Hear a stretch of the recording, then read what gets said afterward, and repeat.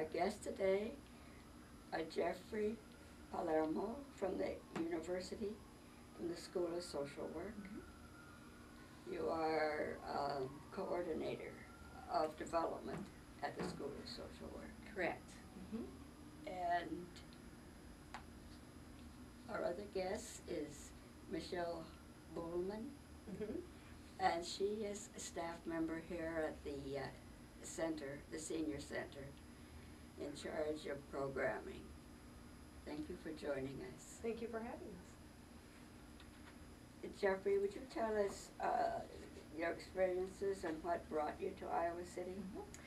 I came from Massachusetts in 1977 to attend graduate school in counseling, and was a psychotherapist here for many years at various agencies, and now I'm the development coordinator for the School of Social Work.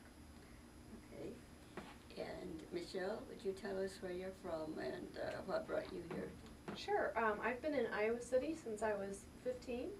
I went to West High School in the University of Iowa, and I've been working at the Senior Center since 1997. So, well, thank you. But you're here today to talk about a new program that's going to be offered in October. And Yes. it's creating an inclusive and safe environment for LGBT elders. It's a free workshop, and you're asking people to be registered. Yes, we're very excited about this because the National Resource Center for LGBT Aging is very new and has only been in existence actually less than a year, and they're the only federally grant-funded program of its kind. So we invited them to come to Iowa City to train us and our service providers, and so they contacted us and are coming on October 3rd, and they'll be in Des Moines on October 5th. So this is a free workshop, it's all day, and we're going to cover a lot of really important topics. The presenters for this workshop, they have a big team that go around the country providing this training. The presenters that we're going to have are Lori Cook-Daniels and Michael Munson, and they're from Milwaukee. And you know, they are one of this large team that will be coming to the Midwest to train. And we're very excited that I was going to print out their CVs, but they were over 20 pages long each. Wow. So I decided not to, but they're very, very experienced, and I hear very enthusiastic about their topic. Okay, and it will be held here at the Senior Center? No, actually, it will be held at the Iowa City Public Library, right down the street on Lynn Street. And we chose to have it there because they have a larger meeting space. The capacity is limited to 100 people, and that's per the request from the National Resource Center on LGBT aging. They think that's the most manageable number. It's 8 to 5 with a break for lunch, and it's free, and we're hoping to be able to offer some continuing education units through the School of Social Work that's in the process, in the works, so hopefully that'll come through. But one of the reasons why we're offering this is because there is a very significant number of people who are lesbian, gay, bisexual, and transgender in this community, and that number is expected to double in size over the next several decades, and reaching nationally over 3 million by 2030. So that means that our service providers will really need to be educated and informed on you know, how to provide a good service to people. So we thought we'd start off with that, and it was great because Jefri and I both individually contacted this resource center because we're both excited about it, and independently, and then it ends up we're working together on a committee, and they contacted us and said, why don't you two work together? And I'm like, oh yes, we already are. So it's very exciting. Mhm. And we have several groups that are helping to host this training, and one of them being the Senior Center, one of them School of Social Work. But our committee that we are part of is called the Visibility Action Team, and it is one of the work groups of the Johnson County Livable Communities Policy Board. And that began in January of this year, and since then we've been very busy bringing a filmmaker and the film Gen Silent to Iowa City, developing a resource guide for LGBT seniors, and collecting information for a survey on LGBT concerns so that we could write a grant and seek some funding for some of our programs and our initiatives. So also the UI Aging Studies Program is one of our sponsors. And has membership on our committee. So the committee that started all this is a group of people that represent various social services and aging services in Johnson County. And we've watched several films, and we've had lots of discussions about trainings that each of us have been to. But we really wanted to get the National Center to come and provide the expert training, and to invite all the care providers in Johnson County to really hear it from the experts. And we feel really privileged that we're going to be part of that training. Do you expect a number of doctors and nurses to be at a program like this? I hope for that. That would be wonderful. We have a pretty extensive list of people that are either in gerontology, medicine, or work with an aging or older population. So we're inviting long-term care providers, we're inviting social workers, we're inviting volunteers, and really anyone who works with an older population that feels that they could develop their cultural competence by learning more about what this population might need in terms of quality services. So anyone and everyone is welcome to attend, and it is free, but you do need to pre-register just so we can keep a handle on how many people are coming. And one of the topics, I have the form here of the different topics that they will include, is the health disparities between LGBT older adults and those who are not LGBT. So that is a segment of the day. So we do hope to get some of those medical providers to come to this training. Mm-hmm. And if they can't send the whole staff, send a representative that will come in, and then they can take that information with them back to their staff and continue the education within their organization. Right. Yeah, and it's very important that the people in those organizations that provide training to their staff and their volunteers, that they're the ones that participate, because it's important that somebody in a leadership role say, this is an important population, we want to be out front in providing quality services, and so we're going to learn it, and then we're going to teach it to those that work with us and for us, and maybe even change some of our policies so that it's more inclusive and more, we do a little bit more outreach, because one of the problems with LGBT seeking services is that there are very few programs or services or long-term care providers that say that they're a welcoming organization or group, that they don't do outreach. And so if they're not visible in that way, we can't tell whether or not we're going to be welcome. We can't tell whether or not we're going to be received well. And from the studies that have been done, a lot of LGBT seniors are very fearful that they won't be welcome, and they do experience discrimination, even in places like Johnson County. Oh, yes. So we all like to think that we've got it all figured out and that we are welcoming to everyone, but we all have something to learn.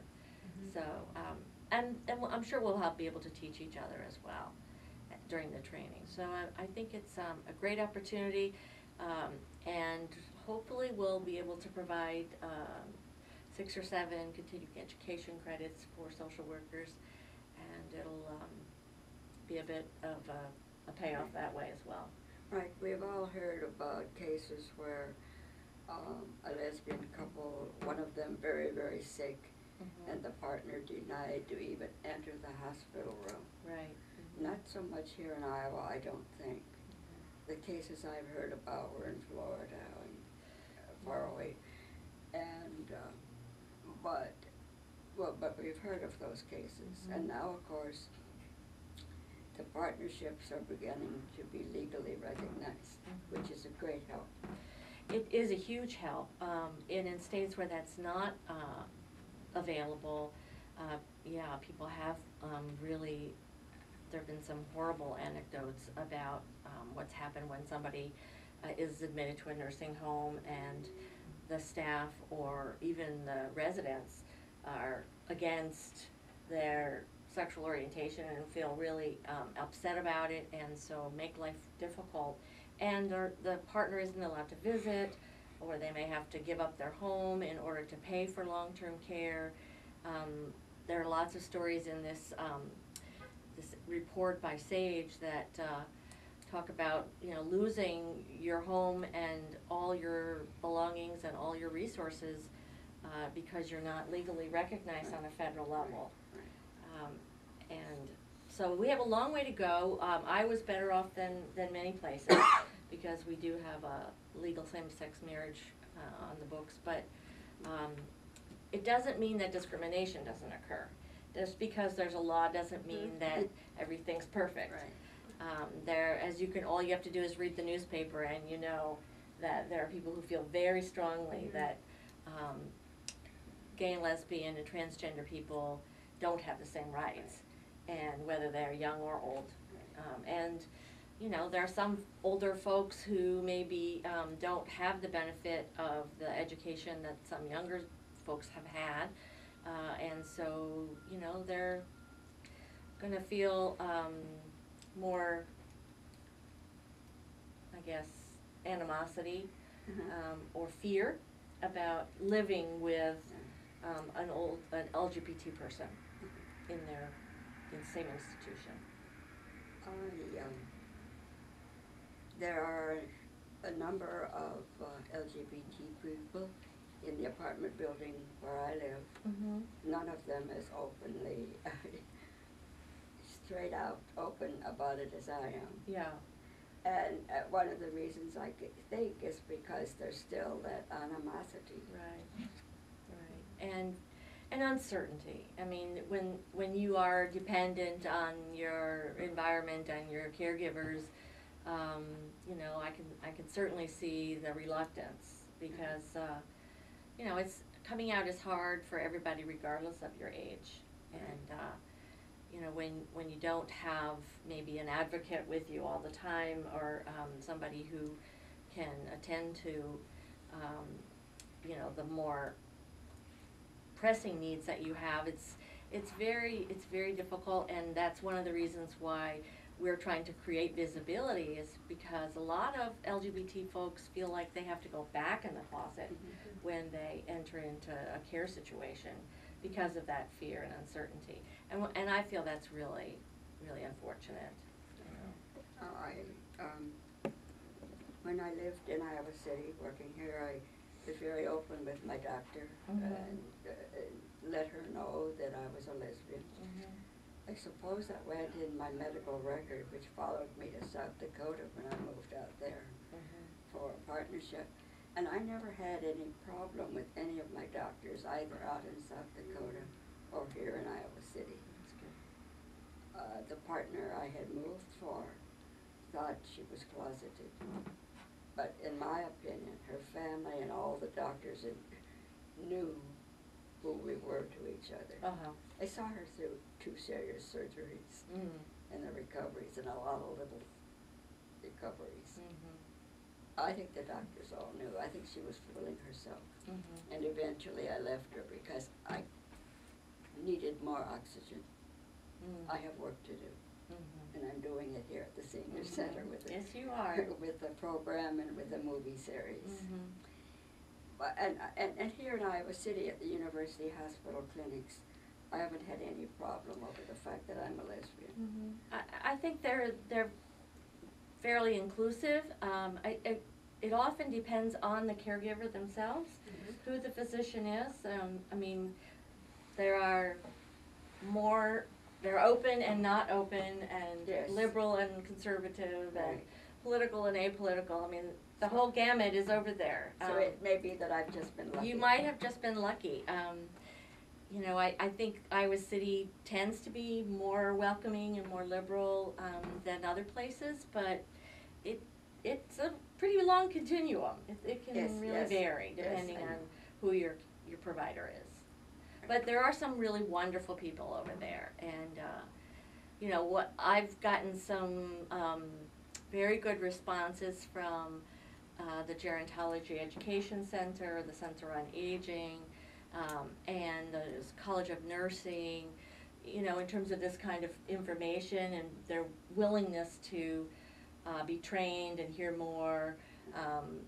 I think the only obstacle we've come across is people who think they already know all this, who think that there's nothing new there. And I guess I would just encourage them to keep their minds open and hear what the national speakers have to say, because they're on the cutting edge of all of this, and they can provide some very great data and facts that I think will be surprising to people here, because they haven't necessarily had to deal with it or had it spelled out in quite this way before. And you're working also, beside the medical level, you're working with retirement homes and nursing homes, is that right? Definitely. We hope to attract people who actually are caregivers that go into people's homes. One of the things I wanted to mention, we were talking about the Visibility Action Team, and why we came up with that name and concept is to increase awareness in this area. And I've lived in Iowa City a pretty long time, and there's a lot of people who move here from other places. And there are a lot of seniors who are moving into Iowa City who may have a perception that they've brought from a town that they used to live in, and they might not be as open and willing to seek social services or to seek health care because of something that's happened to them in another community. Right. So this visibility goes two ways. It doesn't just go to training the caregiver, but it also goes to the people who need the care, need the services, to let them know that we have, you know, there's an effort been made in this community to be inclusive, welcoming, and to treat everyone with respect. And that's what I kind of visualize this doing as well, so that people aren't afraid to come out when they move into an apartment complex that might not be that safe environment that they lived in with a partner in another community for, you know, 30, 40 years or something. So I think that that's kind of part of my goal in this, is that communication goes both ways. Right. And we really are collecting information on how people do feel in their environment, their situations right now. So, you know, if they're feeling like they have to be careful or quiet or hidden, or if they're feeling outright discrimination or abuse, we want to know about it. And Pam Railsback is the ombudsperson for the elderly in our area. She's trying to collect data from around the southeast Iowa area, but anyone can contact us directly through my email or through the Johnson County Livable Community website and make a report. So you would suggest that we can put on in credits under on the program, when we edit it, we can add those websites. Yeah, that would be really helpful. Definitely. Because we'd love to be able to document that, because it kind of all happens under the radar. You know, it's anecdotal, and we'd like to be able to document it. And this is the anecdotal again, but I met a woman in Des Moines, much younger than myself, but her partner had been an older woman. And when the partner needed nursing home care, that particular nursing home let them both move in as a couple. Oh, wonderful. And this was even prior to the Supreme Court decision. Wow. So it's a very, very forward-looking home. Yeah. And then, of course, when the older person died, the younger one realized, and she knew she would move out because she wasn't old enough yet to be there on her own. Mm-hmm. But she had been allowed to be with her partner That's wonderful. while her partner needed her. Mm-hmm. And that is one of the success cases. Yeah, that's the way it should be, yeah. And you didn't mean to jump in there, but you had anything else you want to add about the committee that you? Well, we're really seeking out information from the community insofar as what people think is a need that should be addressed, an area that we should be focusing on. So you don't have to be over 50 or 65 in order to have concerns that you can express to us. It could be about an aging parent, grandparent, a friend, a partner, it doesn't matter. It really, that feedback will really drive us in the direction that we need to make Iowa City, Johnson County a more livable community for everyone. So. Right, and that for everyone, underlined. Uh-huh. When I was passing out the surveys during the Pride Festival and, at various events, people who are not like over 60, that they really don't want to think about the idea that they're ever going to get old, or need any help. And so in our survey, we ask people, what do you plan on doing if you can't take care of yourself? What's your plan? And the majority of them have no plan, and they hope that their friends or family will take care of them. But it's very much a distant, magical kind of thing that's just going to happen, and they have no real knowledge of whether or not the options in Iowa City and Johnson County would work for them, or whether they would access them, or whether they would prefer to be in some kind of a setting or situation where they could live with other LGBT people and have somebody come in to provide assistance, or they could have their own center. People kind of split down the middle in regard to that, but it's really one of those things that we want to stay in denial about, that we're ever going to need some help. So we're, again, trying to be visible and trying to make the issue visible to folks, because pretty soon we're going to be inundated with folks who are older, and we need to start getting ready. Right.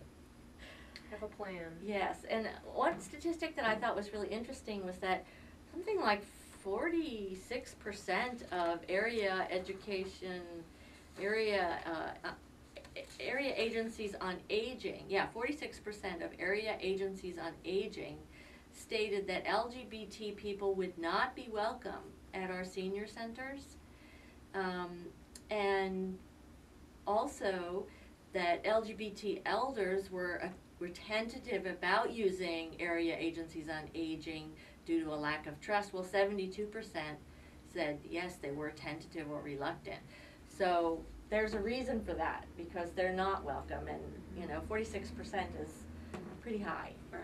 So we have our work cut out for us. I mean, that's nationally, but I don't assume that Iowa's any different than anywhere else. And when we showed, the Senior Center supported a film, 10 More Good Years, that we showed a few years ago, and it had that same statistic.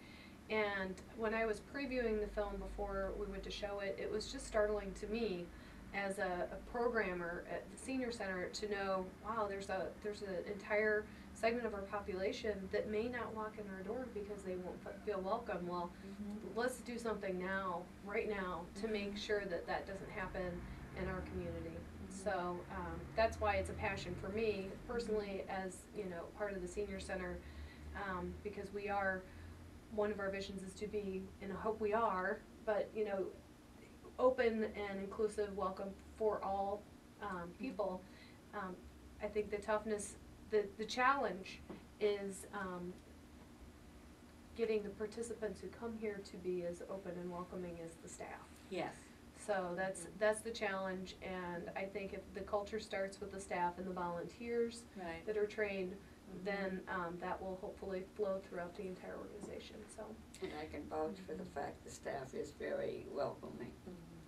So we will put the websites on the credit lines Okay. and urge people to, you want doctors and nurses and professional people as well as LGBT people. Oh, definitely, definitely. This is targeted towards all levels of staff, administration, service providers, and volunteers of different organizations. So I think that anyone in any area should come to this, because there's something to learn for everyone. Right. Hospice providers, for example. Definitely. And Right. everyone. Definitely. And I think they'll also be able to touch on what do you do in situations where there is conflict among staff or even residents of a facility. How do you deal with that? You know, what do you do in that situation?